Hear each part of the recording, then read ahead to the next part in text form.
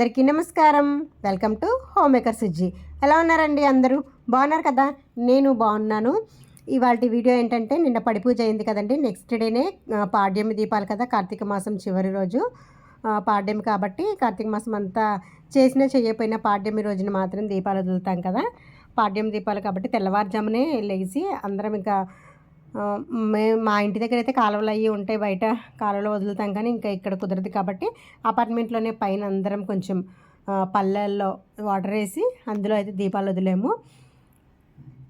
పైన తులసి మొక్క, ఉసిరి మొక్క ఇవన్నీ ఉన్నాయన్నమాట. అక్కడ కూర్చుని అయితే దీపాలు వదిలేము. పైకి వెళ్ళడానికి అయితే మొత్తం అన్నీ సర్దుకుని మా అత్తయ్య గారు, మేము తోటికోడళ్ళం అందరం తెల్లవారుజామున 3ంటికే లేచాము. పూజ అయినప్పటికీ ఇవన్నీ అయినప్పటికే పడి పూజ జరిగింది కదండి.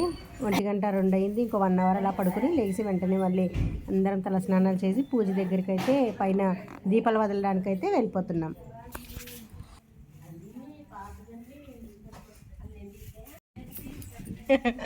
రెడీ అయిపోయారు ఇల్లు. మేము రెడీ అవ్వడం ఏముందిలేండి, మీ అందరూ రెడీ అవ్వడం గ్రేట్.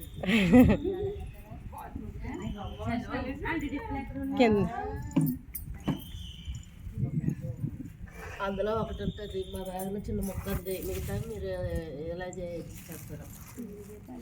అయితే పూలు మీరు టబ్లో వేసుకుంటారా? ఆకలేదు వేరే పెట్టుకోవాలి.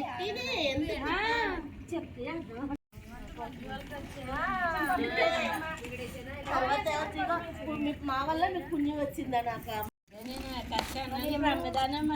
నేను తెచ్చానా. ఇంకా అందరం పద్మం వేసి, ముగ్గు పిండితో పద్మం వేసి పసుపు వినాయకుడిని చేసి పసుపు కుంకుమలతో పూజ చేసుకుని సెలవిడి వడపప్పు అరటిపళ్ళు నైవేద్యంగా పెట్టుకుని 365 ఒత్తు, తర్వాత ఈ నెలంతా 31 ఒత్తు దీపారాధన చేసుకోవడానికి 2 ఒత్తులు ముందు రోజే అందరం ఎవరింటి దగ్గర వాళ్ళైతే ఆవనెయ్యిలో నానబెట్టుకుని తెచ్చుకున్నాం అనమాట. ఆవనెయ్యి కాబట్టి ఎవరి దీపం వాళ్ళదే కాబట్టి ఇంటి దగ్గర నుంచి మేము ప్రిపేర్ అయ్యి వచ్చామన్నమాట. పాడ్యం దీపాలకి అక్కడ ఉంటాం కదా అని ఆవనెయ్యితో 365 ఒత్తులు, 31 ఒత్తు ఎక్స్ట్రా దీపారాధన చేయడానికి ఇవన్నీ అయితే ఆవనెయ్యిలో నానబెట్టి ఉంచుకున్నాము. ఇవన్నీ అయితే దేవుడి దగ్గర పసుపు వినాయకుడిని చేసి నైవేద్యం అయ్యి పెట్టేసుకుని దేవుడి దగ్గర దీపారాధన చేసుకుని ఒకళ్ళ తర్వాత ఒకళ్ళ ముందు మా అత్తయ్య గారు, మా తోటికోడళ్ళు అందరం వరుసగా దీపాలు వెలిగించి కొంచెం టబ్బు నిండా వాటర్ వేసి అందులో పసుపు కుంకుమ పువ్వులు అన్నీ వేసి అందులో అయితే దీపాలు వదిలేసామండి. వెలుగు రాకుండానే చుక్క ఉండగానే ఈ కార్యక్రమం అయిపోవాలన్నమాట. దీపాలు వదలాలి. ఇంకా చూసారా ఇంకా ఎంత చీకటిగా ఉందో, విపరీతమైన చల్లనమాట. చలిలోనే ఇంకా తలలు కూడా ఆరలేదు. ఇంకా తడి తలతోనే గబగబా పూజలు అయితే చేసేసుకుంటున్నాము. అసలు ఈ వీడియో లాస్ట్ మండేనే షేర్ చేయాలనుకున్నాను, అంటే పోలీ పాడ్యమి కదా ఆ రోజే షేర్ చేయాలనుకున్నాను. కానీ ఇంకా అక్కడ అసలు అవ్వలేదు. ఈ 2 డేస్ పట్టిందనమాట. ఎందుకంటే పోలీ పాడ్యమి రోజే పోలమ్మ కథ చెబుదాము, అసలు ఈ పోలీ పాడ్యమి రోజున దీపాలు ఎందుకు వదులుతారు కథ చెప్దాము ఆ రోజే అనుకున్నాను, కానీ అవ్వలేదు. అయితే నెక్స్ట్ ఇయర్ కన్నా మీకు ఉపయోగపడుతుంది. ఎప్పటికైనా పోలీ పాడ్యం కథ తెలియని వాళ్ళు చాలామంది ఉంటారు కదా, వాళ్ళ కోసం అయితే ఇవాళ ఈ పోలమ్మ కథ అయితే వినండి, చాలా బాగుంటుంది. అనగనగా ఒక ఊరిలో ఒక ఉమ్మడి కుటుంబం ఉండేదట. ఆ కుటుంబంలో 5 కోడళ్ళు ఉండేవారు. వారందరిలో చిన్న కోడలి పేరు పోలి అనమాట. పోలికి చిన్నప్పటి నుంచి పూజలన్నా వ్రతాలన్నా ఎంతో ఇష్టం, బాగా ఆసక్తి కూడా. కానీ అదే ఆసక్తి ఆమె అత్తగారికి నచ్చేది కాదు, కంటికి ఇంపుగా ఉండేదట ఆమెకి. తనంతటి భక్తురాలు వేరొకరు లేరని ఆ అత్తగారి నమ్మకం. ఆచారాలని పాటించే హక్కు ఆమెకే ఉందనుకుని ఆమె అహంభావంగా ఉండేది. అందుకే కార్తీక మాసం రాగానే చిన్న కోడలిని కాదని మిగతా కోడళ్ళని తీసుకొని నదికి బయలుదేరేది. అక్కడ తన కోడళ్లతో కలిసి చక్కగా నదీ స్నానం చేసి దీపాలను వెలిగించుకుని వచ్చేది. ఈలోగా కోడలు ఎక్కడ దీపం పెట్టేస్తుందోనన్న అనుమానంతో దీపం పెట్టేందుకు కావలసిన సామాగ్రి ఏది ఇంట్లో లేకుండా జాగ్రత్త పడి మరీ బయలుదేరేవారు అత్తగారు. కార్తీక మాసంలో పోలి దీపం పెట్టకుండా ఉండేందుకు అత్తగారు చేసే ప్రయత్నాలు సాగలేదు. పెరట్లో ఉన్న పత్తి చెట్టు నుంచి కాసింత పత్తిని తీసుకొని దాంతో ఒత్తిని చేసేది పోలి. దానికి కవ్వానికి ఉన్న వెన్నని రాసి దీపాన్ని వెలిగించేది. ఆ దీపం కూడా ఎవ్వరికీ కనిపించకుండా ఉండేందుకు దాని మీద బుట్టని బోర్లించేది. ఇలా కార్తీక మాసం అంతా నిర్విఘ్నంగా దీపాలను వెలిగించింది పోలి. చివరికి అమావాస్య రోజు రానే వచ్చింది. కార్తీక మాసం చివరి రోజు కాబట్టి ఆ రోజు కూడా నదీ స్నానం చేసి ఘనంగా కార్తీక దీపాలను వదిలేందుకు అత్తగారు బయలుదేరింది. వెళుతూ పోలి ఆ రోజు కూడా దీపాలను పెట్టే తీరిక లేకుండా ఇంటి పనులన్నీ అప్పగించి మరీ వెళ్ళింది. కానీ పోలి ఎప్పటిలాగే ఇంటి పనులను చకచకా ముగించేసుకుని కార్తీక దీపాన్ని వెలిగించేసుకుంది. ఎన్ని అవాంతరాలు వచ్చినా, ఎంత కష్టసాధ్యమైనా కూడా ధర్మాచరణ చేసిన పోలిని చూసి దేవదూతలకు ముచ్చట వేసింది. వెంటనే ఆమెను బొందితో స్వర్గానికి తీసుకువెళ్లేందుకు విమానం దిగి వచ్చింది. అప్పుడే నదీ స్నానం చేసి ఇంటికి చేరుకుంటున్న అత్తగారు, ఆమె కోడళ్ళు ఆ విమానాన్ని చూసి అది తమ కోసమే వచ్చిందనుకుని మురిసిపోయారు. కానీ అందులో పోలి ఉండేసరికి హతాశులయ్యారు. ఎలాగైనా ఆమెతో పాటు తాము కూడా స్వర్గానికి వెళ్ళాలనుకుని ఆత్రంలో పోలి కాళ్లను పట్టుకుని వేలాడే ప్రయత్నం చేసినా ఉపయోగం లేకపోయింది.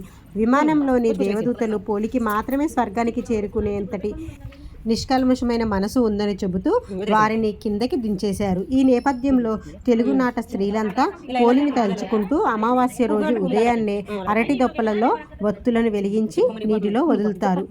ఈ నగర జీవితంలో మనకు దగ్గరలో చెరువులు, నదులు అందుబాటులో లేవు కాబట్టి, అవకాశం లేదు కాబట్టి టబ్బులలో ఈ దీపాలను వదిలేలా ఆచారం రూపాంతరం చెందింది. ఇలా వదిలిన అరటి దీపాలను చూసుకుంటూ పోలిని తలుచుకుంటారు. ఈ పోలి స్వర్గం నాడు తెల్లవారుజామునే లేచి నదిలో స్నానమాచరించి అరటి తొప్పలలో దీపములను వెలిగించి వదిలిపెట్టిన ఎడల కార్తీక మాసం అంతా తెల్లవారుజామున నదీ స్నానమాచరించిన ఫలితం, దీపములను వెలిగించిన ఫలితం వస్తుందని భక్తుల నమ్మకం. కార్తీక మాసంలో ఏ రోజు దీపాన్ని వెలిగించలేకపోయినా కూడా ఈ రోజున 30 వత్తులను వెలిగించి నీటిలో వదిలితే మాసమంతా దీపారాధన చేసిన పుణ్యం వస్తుందని కూడా చెబుతారు. వీలైతే ఈ రోజున బ్రాహ్మణులకు దీపాన్ని కానీ స్వయం పాకాన్ని కానీ దానం చేస్తుంటారు. తెలుగువారు ఇటు పోలిని అటు దీపాన్ని కూడా శ్రీ మహాలక్ష్మి రూపంగా భావిస్తుంటారు. అందుకని చాలామంది ఈ పోలి దీపాలను అమావాస్య రోజున కాకుండా మర్నాడు వచ్చే పాడ్యమి రోజున వెలిగించుకుంటారు. ఇది పోలి స్వర్గం వివరణ. కార్తీక మాసం దీపాలను వెలిగిస్తే బొందితో స్వర్గానికి చేరుకుంటామా లేదా అన్నది తరువాత మాట. ఆచారాన్ని పాటించాలన్న మనసు ఉన్నప్పుడు మార్గం దానంతట అదే కనిపిస్తుందని చెప్పడం ఈ కథలోని ఆంతర్యంగా తోస్తుంది. భగవంతుణ్ణి కొలుచుకోవడానికి కావాల్సిందే శ్రద్ధే, కానీ ఆడంబరం కాదని సూచిస్తుంది. అన్నిటికీ మించి అహంకారంతో సాగే పూజలు ఎందుకు కొనసాగవని అర్థం. ఇదండి కథ. ఇలా అయితే పోలిపాడ్యమి రోజున పోలమ్మ కథ మేమందరము చెప్పుకున్నామన్నమాట. దీపాలు అయ్యి వదిలేసి మళ్ళందరం కూర్చుని పోలమ్మ కథ ఒకళ్ళు చదివితే కథ అంతా విన్నాము. మనము దీపాలు వదిలిన తర్వాత పోలమ్మ కథ విని పంతులు గారికి స్వయం పాకం ఇవ్వడము, దీపాలు దానం చేయడం అవన్నీ చేస్తాం కదండి. అలా గుడికి వెళ్ళి మళ్ళీ పంతులు గారి స్వయం పాకం ఇవన్నీ ఇవ్వడం జరుగుతుందన్నమాట. ఇదండి పోలిపాడ్యమి రోజున మేము అందరం కలిసి చేసుకున్న పండగ అనమాట. అంటే ఎవ్రీ ఇయర్ ఎవరికి వాళ్ళే దీపాలు వదులుతాము. ఈసారి ఇంకా అందరం ఒకే చోట ఉన్నాం కాబట్టి సరదాగా అందరం పైన బిల్డింగ్ పైకి వెళ్ళి ఇలాగా దీపాలు వదలడం అది చాలా బాగా అనిపించింది. పోలమ్మ కథలో విన్నారు కదండి. భక్తి శ్రద్ధలతో మనం పూజ చేస్తే అది ఎప్పటికైనా ఫలిస్తుందనమాట. ఆడంబరంగా వాళ్ళు ఎక్కువ చేస్తున్నారు, మన వాళ్ళకన్నా ముందు చేయాలి ఇలా అలా అనుకుంటే ఆ పూజ ఎప్పటికీ ఫలితం ఇవ్వదు. మంచి మనసుతో చేసుకోవాలన్నమాట. మనం వెండి దీపాల్లో చేసామా, ఇత్తడి దీపంలో దీపం పెట్టామా, దేవుడి దగ్గర ఇన్ని పళ్ళు పెట్టామా, ఇంత ఎక్కువ నైవేద్యం పెట్టామా అని కాకుండా మనం మంచి మనసుతో దీపారాధన చేసుకుంటే దేవుడికి అది వెంటనే చేరుతుందనమాట. ఈ కథలో ఉన్న వృత్తాంతం కూడా అదే అనమాట.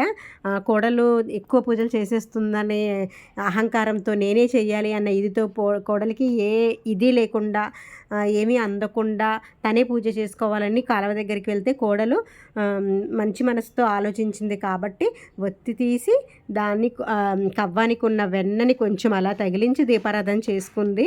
అంత మంచి మనసుతో చేసింది కాబట్టి ఆమె స్వర్గానికి వెళ్ళిందనమాట. ఆ పోలమ్మకి గుర్తుగానే ఈరోజు పోలిపాడ్యమి దీపాలు వదులుతాము. అది కథ అంతా చెప్పాను కాబట్టి కథలోనే మీకు కథ విన్న తర్వాత అర్థమైపోయి ఉంటుంది.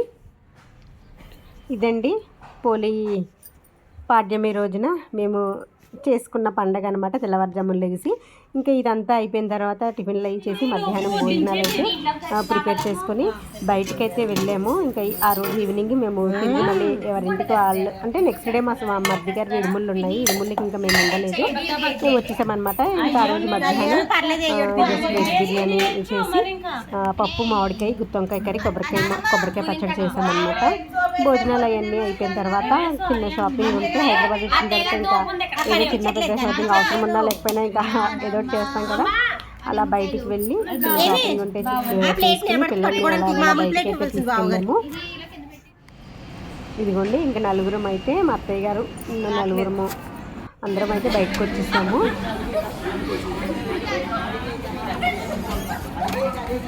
ఈ ఎక్స్లేటర్ కొంచెం అలవాటు ఉన్న వాళ్ళకైతే పర్లేదు, కానీ అలవాటు లేని వాళ్ళకి చాలా కంగారు ఉంటుంది కదా.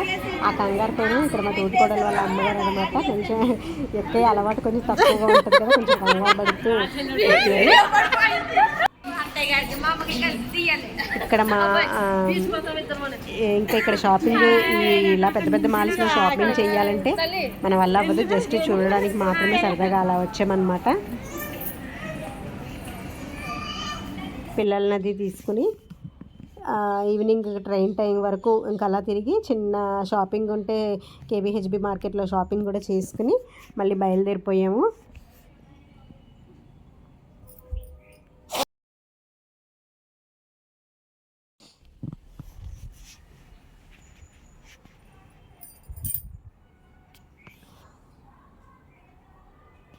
ఇంక అన్నీ చూస్తూ వెళ్ళిపోయామన్నమాట. ఇక్కడైతే మా అత్తయ్య గారు ఫుట్ మసాజ్ చేయించుకుంటున్నారు. ఇక్కడ ఒక హాఫ్ అన్ అవర్ వెయిట్ చేసి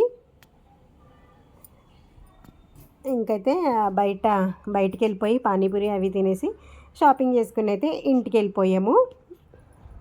ఇంక ఈవినింగ్ మళ్ళీ ట్రైన్ కాబట్టి బట్టలు సర్దుకుని ఇంటికి వెళ్ళడం. ఎక్కడ ఈ 3 డేస్ నుంచి మొత్తం ఇంకా ఉతుక్కోవడానికి అది కూడా అవ్వలేదు కదా, ఎక్కడెక్కడ ఏమేమి ఉన్నాయో అన్నీ సర్దుకుని చేసిన షాపింగ్ అన్నీ సర్దుకుని అయితే ఇంటికి బయలుదేరిపోయాము ఈవినింగ్ ట్రైన్కి. ఇదే అండి వీడియో నచ్చితే లైక్ చేయండి, షేర్ చేయండి, సబ్స్క్రైబ్ చేయండి. Thanks for watching. Bye bye.